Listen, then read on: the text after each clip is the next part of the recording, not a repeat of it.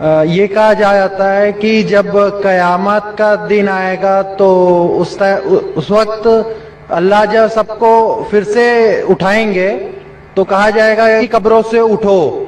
تو ہم ہندوؤں کا کیا ہوگا، کیونکہ ہماری تو کوئی قبر نہیں ہوتی. بھائی صاحب کا سوال ہے کہ وہ کہتے ہیں کہ قیامت کے دن جب اللہ تعالیٰ واپس سے ہمیں دوسری زندگی کہیں گے اپنے قبروں سے اٹھو. ہندو بھائی صاحب پوچھے کہ ہندو بچے دفنائے جاتے نا، ہندو مذہب میں چھوٹا بچہ ہے اس کو جلایا نہیں جاتا، اس کو دفنایا جاتا ہے. پھر بھی کئی مسلمان ہیں جو ڈوب کے مرتے ہیں، جو جل کے مرتے ہیں، ان کو بھی دفنایا نہیں جاتا ہے، جن کی ہمیں ملتی نہیں.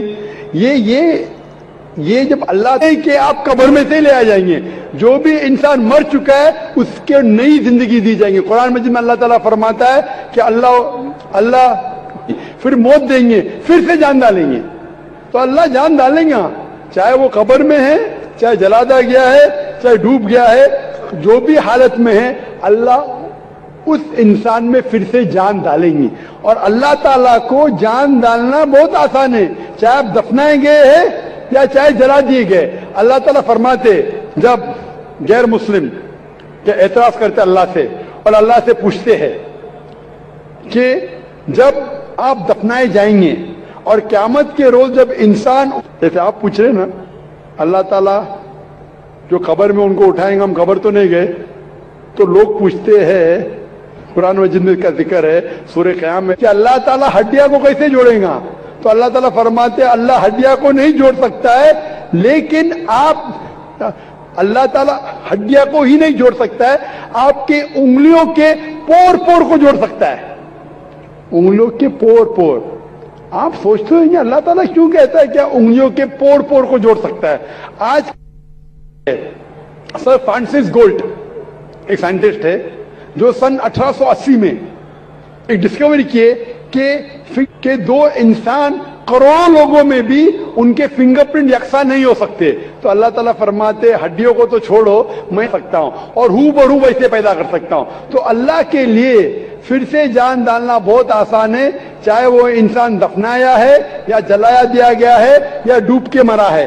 اللہ کو پھر سے جان ڈالنے میں چاہے وہ مسلمان مرا فیکن، اور پھر سے ہمیں نئی زندگی دی جائیں گی اور پھر حساب کتاب کیا جائے گا. اور حساب کتاب میں اگر آپ کے احکامات پہ عمل کیے تو انشاءاللہ آپ جنت میں جائیں گے، اس دنیا کے امتحان میں سفلتا پائیں گے. لیکن اگر ان کے احکامات پہ آپ نے نہیں چلے، ان کے مطابق نئی زندگی بسر کرے، تو آپ اس زندگی میں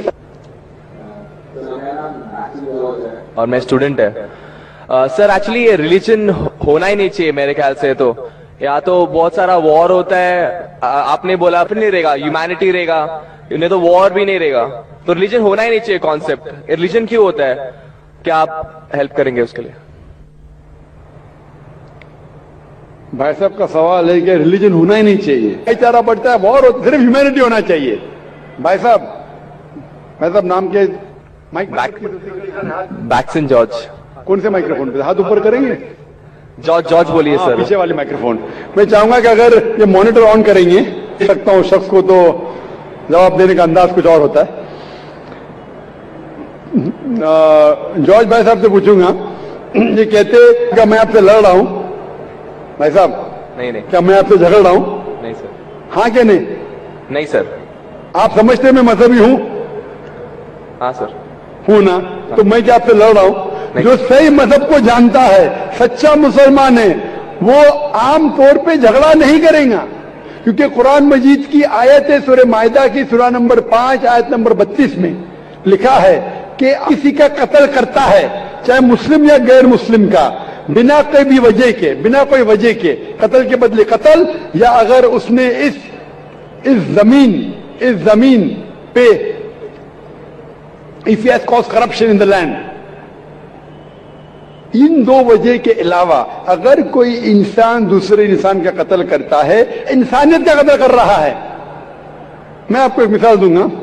جب میں نے لیکچر دیا تھا ٹیررزم مسلم مونوپولی، تو اکثر جیسا ہمارا سیشن ہوتا ہے کہ غیر مسلم کو پہلے چانس دیا جاتا ہے جہاد کے بارے میں. तकरीर के दौरान मैं मिसाल दे रहा था कि मुसलमान टेररिस्ट नहीं होते अक्सर, और इस्लाम मजहब टेररिज्म के खिलाफ है, दहशत के खिलाफ है। सवाल पूछा कि जाकिर भाई, जो गुजरात में हुआ, जो मुसलमानों के साथ जो गलत हुआ, जो मुसलमानों औरत के साथ बलात्कार हुआ, अगर मैं होता, हिंदुओं को यहां चुन चुन के हिंदू मरा और मुसलमान ने किया, तो मेरे नजदीक सही है। ये हिंदू मुझसे कह रहा है कि मेरा जज्बा भी, अगर कोई मेरी बहन का बलात्कार करे तो मेरा जज्बा भी जागेगा और मैं बम्बई में हिंदू का कत्ल करूंगा। कौन कह रहा है? हिंदू मुझसे कह रहा है। तो मैं उसको जवाब देता हूं, भाई साहब आप बिल्कुल सही कहते हैं, आम इंसान यही सोचेगा, आम इंसान यही सोचेगा। और आप आम पब्लिक में तालियां बज रही थी, लेकिन मैं आम इंसान नहीं हूं, मैं मुसलमान हूं। मेरा मजहब, मेरा कुरान, मेरा रब मुझे इजाजत नहीं देता है, अगर कोई हिंदू ने किसी मुसलमान का कत्ल किया या इंसान को बंबई में उसका कत्ल नहीं कर सकता हूं, यह इजाजत ही नहीं है। अगर मैं शायद मुसलमान नहीं होता तो मैं कहता था हाँ वो हिंदू से आप सही कह रहे हैं। मेरा मजहब मुझे इजाजत देता ही नहीं, ये आपकी इंसानियत है जो कह रही है। मुसलमान होने के लिए इंसान होना फर्ज ये से ऊंचा है, क्योंकि मैं मुस्लिम हूं, कितना भी जज्बा मुझ में होगा, लेकिन मैं मेरे रब, मेरे खालिक, मेरे अल्लाह सुब्हानहू व तआला के हुक्म के खिलाफ नहीं जा सकता हूं। जो शख्स ने कोई मुस्लिम औरत का बलात्कार किया, उसको पकड़ो और उसको पुलिस के हवाले करो, पकड़ के सजा दो, लेकिन दूसरे इंसान को वही मजहब के अगर मैं कत्ल करूंगा, ये बिल्कुल इस्लाम के खिलाफ है। वो हिंदू के रिश्तेदार सोचने लगेंगे ना, ये कैसा मुसलमान, कैसा इस्लाम मजहब।